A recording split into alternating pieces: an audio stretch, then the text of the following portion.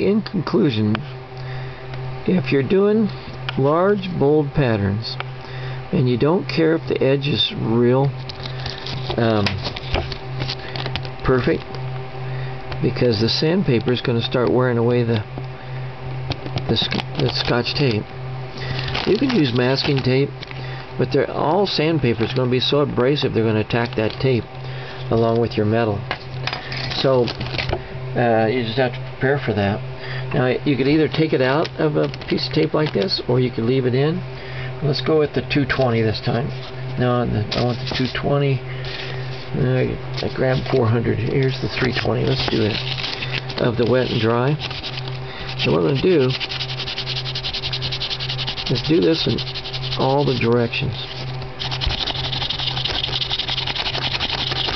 I'm just going to spin it around every direction.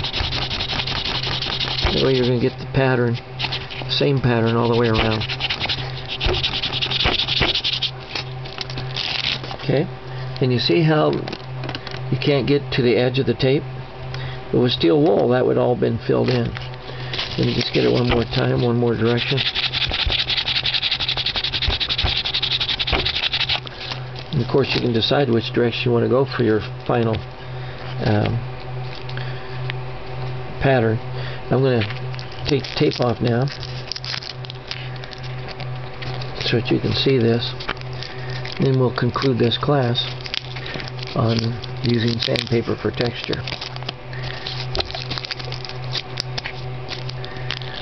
You'll have an X-Acto knife line, but that's part of the design, so just leave that. Don't worry about that. Make that part of your design. Know that it's going to happen. There we go. And you see the pattern we got there? And of course I could cut this into a triangle to match it.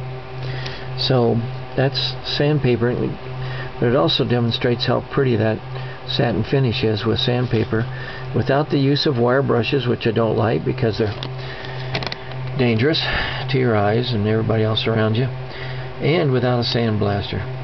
You just don't need a whole lot of fancy equipment. So in conclusion, is I've used sandpaper to make a texture over the entire piece, and I liked 320, 220, 400, and 600 grit of the wet and dry better than any of the textures, but especially the 320 because it worked fast and still gave you a beautiful texture.